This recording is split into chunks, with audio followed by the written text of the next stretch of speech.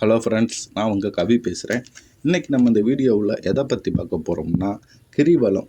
கிரிவலம்னா திருவண்ணாமலை கிரிவலம் யார் எப்படி பண்ணணும், எந்த மாதிரி ஆளுங்க குபேர சம்பந்தத்தை பெற முடியும், பெரிய அளவில் பணத்தை அடைய முடியும், யார் முக்தி அடைய முடியும் அப்படின்றத பற்றி தான் இந்த வீடியோவில் முழுமையாக பார்க்க போகிறோம். இப்போ கிரிவலம் என்பது எல்லாத்துக்கும் தெரிஞ்சது தான். ஆனால் அதை எப்படி செய்வது என்பது தெரியாது. நம்ம சரியான முறையில் அதை பண்ணுறோமானா அதுவும் இல்லை. இப்போ சிவனை கும்பிட்றது நம்ம எப்படி கும்பிடுவோம்? நமசிவாயா மந்திரம், அதாவது 5 எழுத்து மந்திரம். இப்போ நானே சொல்லுறேன், அதுவே அந்த மந்திரமே தப்பு தாங்க. சில பேர் நமச்சிவாயா 6 எழுத்தாக சொல்லுவாங்க.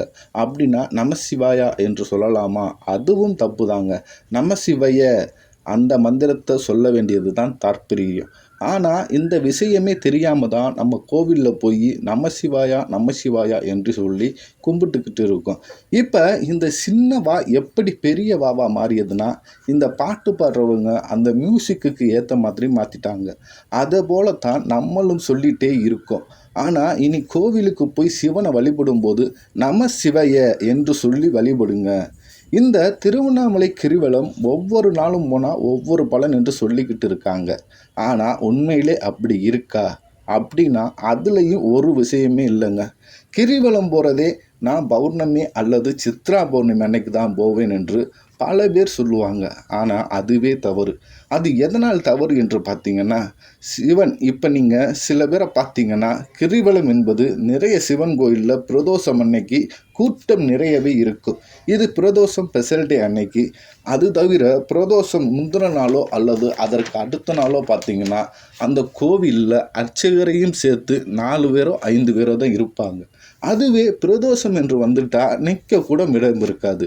அது ஏன் என்று எனக்கு தெரியல. நீங்களே நல்லா யோசிச்சு பாருங்க. பிரதோஷம் அன்னைக்கு மட்டும்தான் சிவன் அங்கே இருப்பாரா? மற்ற நாளில் லீவு போட்டு சிவன் அங்கே இல்லாமல் போயிடுவாரா? முதல்ல இந்தந்த நாளில் கும்பிட்டாதான் அதில் பலன் கிடைக்கும் என்று சொல்லுவதே தப்பு. இது நல்லா புரிஞ்சுக்கோங்க. சோசியத்தில் பார்த்தீங்கன்னா, நம்ம எந்த நட்சத்திர நாளில் பிறந்திருக்கோமோ அந்த நட்சத்திர நாளில் போய் சாமி தரிசனம் பண்ணுங்க அப்படின்னு சொல்லுவாங்க. அது எதனால் சொல்கிறாங்க? எதனாலனா, இப்போ ஒருத்தர் அஸ்வினி நட்சத்திரத்தில் பிறந்திருக்காருன்னா அஸ்வினி நட்சத்திர நாள் அன்னைக்கு போய் கோவிலில் சாமி தரிசனம் பண்ணிட்டு வாங்க. இப்போ மகரத்தில் பிறந்திருக்கீங்கன்னா மகர நட்சத்திரத்தினால நாள் அன்னைக்கு போய் கோவிலில் போய் சாமி தரிசனம் பண்ணிட்டு வாங்க. இப்போ இதில் என்ன விஷயம் இருக்குது அப்படின்னா, இந்த நட்சத்திர நாளில் போய் சாமி தரிசனம் செஞ்சால் அதிக பலன் கிடைக்குமா என்றால் கிடையாது. ஆனால் விஷயம் என்னென்னா, எல்லோரும் ஒரே நாளில் அனுப்புனீங்கன்னா கோவிலே டிராஃபிக் ஜாம் ஆகிடும். இப்படி அஸ்வினி நட்சத்திரம் சூப்பரான நட்சத்திரம். அன்னைக்கு எல்லோரும் கோவிலுக்கு போனீங்கன்னா உருப்படியாக யாருமே தரிசனம் பண்ண முடியாது. எல்லா கூட்டமும் அன்னைக்கு அங்கே தான் இருக்கும். அப்படி இருக்கக்கூடாது என்று சொல்லிவிட்டு மக்கள் பிரித்து அனுப்புறதுக்கு தான் உங்கள் நட்சத்திர நாள் அன்னைக்கு கோவிலுக்கு போங்க என்று சொல்கிற விஷயமே இதுதான். இதோட தாற்பயமும் இதுதான். கோவிலை பொறுத்த வரைக்கும் என்றைக்குமே ஃப்ரீயாக இருக்கிற நாளைக்கு போய் தரிசனம் பண்ணிட்டு வாங்க. இதில் ஒன்றும் இல்லைங்க. உங்கள் ஃப்ரெண்ட்ஸ் அல்லது இல்லை உங்கள் சொந்தக்காரங்க வீட்டுக்கு போகிறீங்க, சாதாரண நாளில் போகிறீங்கன்னு வச்சுக்கோங்க. நல்ல உபசரிப்பு, எப்படி இருக்க, எவ்வளோ நாள் ஆச்சு பார்த்து, உட்காரு, சாப்பிட்டியா, நீ சாப்பிட்டு தான் போகணும் அப்படின்னு கதையெல்லாம் பேசுவாங்க. அதுவே அந்த ஃப்ரெண்ட்ஸோட வீட்டில் கல்யாணம் இல்லை காது குத்து அப்படின்னு ஏதோ ஒரு ஃபங்க்ஷன் வீட்டில் நடக்குது. அன்னைக்கு அவங்க வீட்டில் போயிட்டீங்கன்னா அன்னைக்கு அவர் உங்களை உபசரிப்பார்.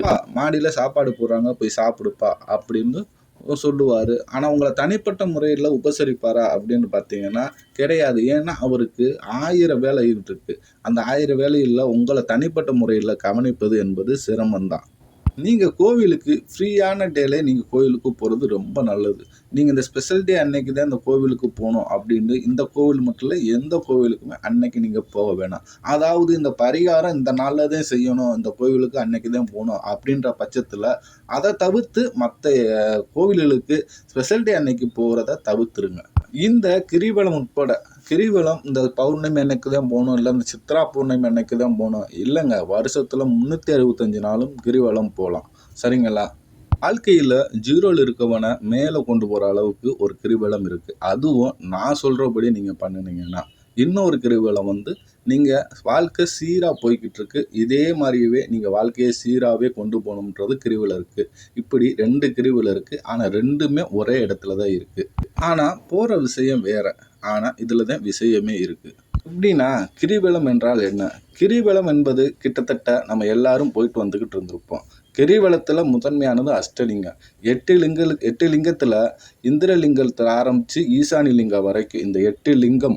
இந்த 8 லிங்கத்தோட தன்மைகளை பற்றி பார்ப்போம். முதல்ல இந்திரலிங்கம். நீங்கள் கோவிலில் சாமி கும்பிட்டு வெளியேறும்போது இருக்கக்கூடிய லிங்கம் இந்திரலிங்கம். நம்மளோட பிறப்பை குறிக்கிறது தான் இந்திரலிங்கம். இதுதான் ஃபஸ்ட்டு.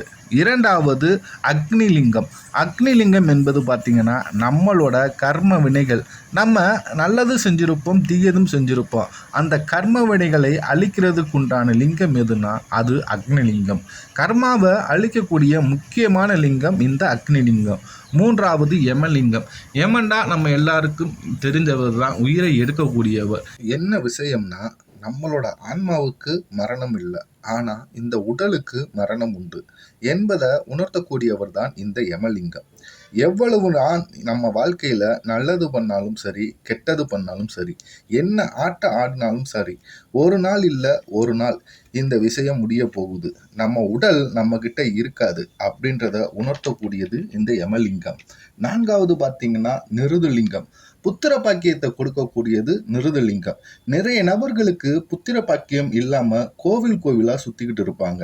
அவங்களுக்கு புத்திர பாக்கியம் கிடைக்கல அப்படின்னா, அதாவது முதல்ல போகிறது இந்த நிருதலிங்கத்துக்கிட்ட போய் தரிசனம் பண்ணிட்டு வந்தால் புத்திர பாக்கியம் என்பது கிடைக்கும் அதிக வாய்ப்புகள் உண்டு. ஐந்தாவது வாயுலிங்கம்.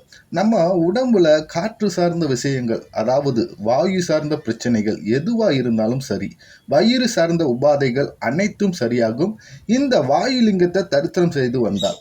ஆறாவது வருணலிங்கம். வருணம்னா மலையை கொடுக்கக்கூடியது.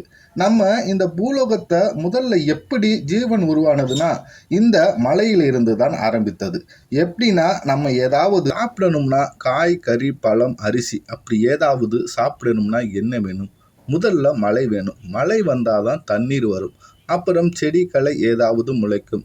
அதுக்கப்புறம் தான் நம்ம அதை அறுவடை பண்ணி நம்ம வாழவே முடியும். நம்ம சாப்பாட்டுக்கே அந்த வருண பகவான் தான் முக்கியம். இதை குறிக்கக்கூடியது தான் இந்த வருணலிங்கம். ஏழாவது குபேரலிங்கம். அப்போ சாப்பாடு கிடைச்சாச்சு, 4 காசு வேணும்ல, நம்ம கையில் காசு இருந்தால் தானே இந்த பூலோகத்தில் நிம்மதியாக வாழ முடியும்.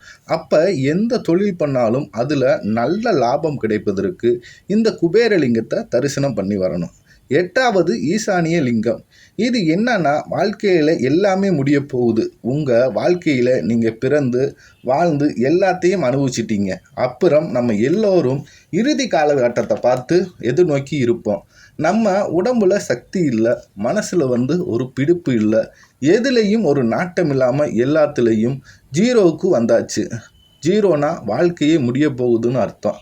கடைசி காலகட்டத்தில் தான் ஒரு ஆன்மா ஈசானிய லிங்கத்தை போய் வணங்கிட்டு திரும்பி எனக்கு எந்த பிறவியும் வேண்டாம் என்று முடிக்கிறது தான் இந்த ஈசானிய லிங்கம். அதுதான் மயான லிங்கம்.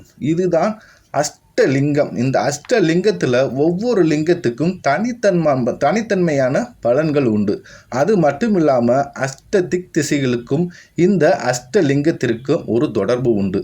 அதாவது வாஸ்துவை பொறுத்த வரைக்கும் 8 திசைகள் இருக்குது.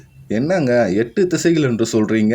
4 திசைகள் தானங்க. அதாவது கிழக்கு, தெற்கு, மேற்கு, வடக்கு 4 திசைகள். அதே போல் தென்கிழக்கு, தென்மேற்கு, வடமேற்கு, வடகிழக்கு, இந்த மாதிரி 8 திசைகள் உள்ளது.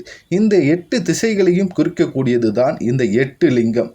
இப்போ வாஸ்து தோஷம் வீட்டில் இருக்குங்க, ரொம்ப வீட்டில் பிரச்சனை இருக்குங்க, வாஸ்தே சரியில்லைங்க, வாஸ்து பண்ணுறதுக்கு கையில் காசும் இல்லைங்க, இப்படி எந்த மாதிரி வாஸ்து தோஷம் இருந்தாலும் சரி, இந்த 8 லிங்கத்தை போய் தரிசனம் செய்துட்டு வரும்போது வாஸ்து தோஷம் கண்டிப்பாக அகலும். இதை குறிக்கக்கூடியது தான் இந்த 8 திக்குக்கும் உரிய லிங்கங்கள் ஆகும். இந்த 8 லிங்கத்தோட சிறப்பு இதுதாங்க. ஆனால் இதோட திருவண்ணாமலை கிரிவலம், இந்த கிரிவலம் போகிறவங்களுக்கு இந்த 8 லிங்கத்திற்கும் தாண்டியாக முடிப்பாங்க. இப்படி இந்திரலிங்கத்தில் ஆரம்பித்து கடைசியில் ஈசானிய லிங்கத்தை கண்டிப்பாக முடிப்பாங்க. இது எல்லோருக்குமே தெரிஞ்ச விஷயம்தான். ஆனால் நான் சொல்லக்கூடியது வேறு. ஆனால் எல்லோரும் இப்படி போகக்கூடாது. யார் எப்படி போகணும் என்ற விதி இருக்குது. அதாவது ஒருத்தன் வாழ்க்கையில் லைஃப்பில் ஜீரோவில் இருக்கான். அவன் திருவண்ணாமலையை கிரிவலம் எப்படி போகணும்? என்கிட்ட ஒன்றுமே இல்லைங்க, கையில் 10 பைசா கூட இல்லைங்க, பேங்குலையும் ஒன்றும் கிடையாது. என் குடும்பமே என் மனைவி சம்பாதிக்கிறத வச்சு தான் குடும்பமே ஓடிக்கிட்டு இருக்குங்க. அந்த அளவுக்கு நான் ஜீரோவுல இருக்கேன். இப்படி ஒரு சிலர் சொல்லுவாங்க. இந்த மாதிரி ஜீரோவுல இருக்கிறவங்க, ஆனா சில பேரு வருமானம் இல்ல. ஆனா கடன் தலைக்கு மேல இருக்கு. 1,00,00,000 இருக்கு, 2,00,00,000 இருக்கு, 5,00,00,000 கடன் இருக்கு. அதுவும் தலைக்கு மேல எங்கேயோ இருக்கு. வருமானம் என்னன்னா வட்டி கூட கட்ட வருமானம் இல்லைங்க.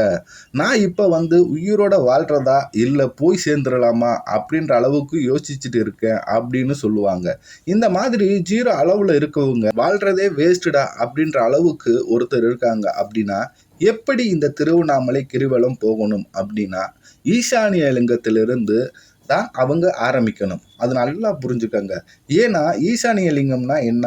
முடிவு அதுதான். அப்ப வாழும்போதே வாழ்க்கையே முடிஞ்சு போச்சு. என்கிட்ட எதுவுமே இல்ல. ஜீரோவுல இருந்தா நீங்க ஈசானிய லிங்கத்தில இருந்து தான் ஆரம்பிக்கணும். அப்படின்னா லெஃப்ட்ல இருந்து ரைட் போறதுக்கு பதிலாக ரைட்ல இருந்து லெஃப்ட்டாக வரணும். அப்ப ஈசானிய லிங்கத்திலிருந்து ஆரம்பிச்சா அடுத்தது குபேர லிங்கம். முடிவு இருக்கிற இடத்திலிருந்து தான் ஆரம்பிக்கிறீங்க. உங்களோட பயணம் ஆரம்பிக்கும் போது அடுத்தடுத்து என்ன வருது? குபேரலிங்கம். இப்ப திருவண்ணாமலை கிரிவலம் எதுக்கு போறீங்க? ஒவ்வொருத்தர் போறதற்கும் ஒவ்வொரு தாற்பீகம் இருக்கு. நீங்க போறது எதுக்கு? இந்த பூலோகத்துல வாழ்றதுக்கு 4 காசு சம்பாதிக்கணும், சௌகரியமா வாழணும் அப்படின்றது ஈசானிய லிங்கத்திற்கு அடுத்ததாக குபேரலிங்கம் போங்க. அப்ப இந்த முடிவுக்கு அடுத்ததா பணத்தை தேடி போவீங்க. அப்ப குபேரலிங்கம் தன்மையை உங்க வாழ்க்கையில பிரதிபலிக்கும். இப்படி இந்த மாதிரி ரிவர்சல் பாதையில கிரிவலம் பண்ணா நீங்க கடைசியாக முடிக்கக்கூடியது என்னதுன்னா இந்திரலிங்கம். இந்திரலிங்கம் என்பது என்ன? நம்ம பிறப்பை குறிக்கக்கூடிய லிங்கம். அப்ப நம்ம வாழ்க்கையில புது பிறப்பை அடைவீங்க. நம்ம வாழும் காலத்திலே இதுதான் இதோட தாற்பீகம். இப்போ வாழ்க்கையில் ஜீரோவில் இருக்கிறேன் என்று நினைக்கிறவங்க திருவண்ணாமலையில் கிரிவலம் போகும்போது இப்படி ரிவர்ஸில் கிரிவலம், அதாவது ஈசானிய லிங்கத்தில் ஆரம்பித்து இந்திரலிங்கத்தில் முடிச்சிட்டிங்கன்னா உங்களுக்கு புது வாழ்க்கை ஆரம்பிக்கும். புது பொருளாதார உயர்வு ஏற்படும். உங்கள் வாழ்க்கையில் பல புது மாற்றங்கள் உங்கள் கண்ணு முன்னாடியே ஏற்படும். இது யார் பண்ணணும் அப்படின்னா, பொருள் வேணும், எனக்கு எப்படியாவது பணம் சம்பாதிச்சு ஆகணும், நான் வாழ்க்கையில் ஜீரோவில் இருக்கேன், கடனில் இருக்கேன், பெரிய கடனாளியாக இருக்கேன், ஒன்றுமே இல்லை என்கிட்ட அப்படின்னு சொல்கிறவங்க இப்படி பண்ணுங்க, கண்டிப்பாக மாற்றம் ஏற்படும். அடுத்தது, என்கிட்ட ஓரளவுக்கு வருமானம், பொருள் எல்லாமே இருக்குது, எதுவும் குறைவில்லைங்க அப்படின்னு நினச்சிங்கன்னா இந்திரலிங்கத்திலேருந்து ஆரம்பித்து ஈசானிய லிங்கத்தை தான் நீங்கள் முடிக்கணும். திருவண்ணாமலை கிரிவலத்தில் இது முக்கியம். நீங்கள் அதாவது வாழ்க்கையில் ஓரளவு ஃபினான்சியலாக, அதாவது பணத்தில் நல்ல ஒரு வாழ்க்கையில் இருந்துக்கிட்டு இருக்கேன் அப்படின்றவங்க ஈசானிய லிங்கத்திலிருந்து ஆரம்பிக்க கூடாது.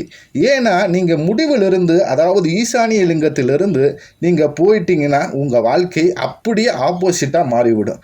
நல்லா இருக்கிறவங்க நிலைமை மாறிட்டு உங்கள் வாழ்க்கையில் கர்ம வினைகள் கழிய ஆரம்பிக்கும், ரொம்ப வேகமாக கழிய ஆரம்பிக்கும். இந்த தெளிவான ஆன்மீகம் இருந்தால் நம்ம வாழ்க்கையில் மிக பெரும் அளவுக்கு வளர்ச்சி அடைய முடியும். இது கண்டிப்பாக உங்களுடைய நண்பர்களுக்கும் ஷேர் பண்ணுங்க. இந்த திருவண்ணாமலை கிரிவலம் நம்ம தெளிவாக பண்ணும்போது நம்ம வாழ்க்கை என்பது மிகப்பெரிய வளர்ச்சி அடையும். Thank you friends.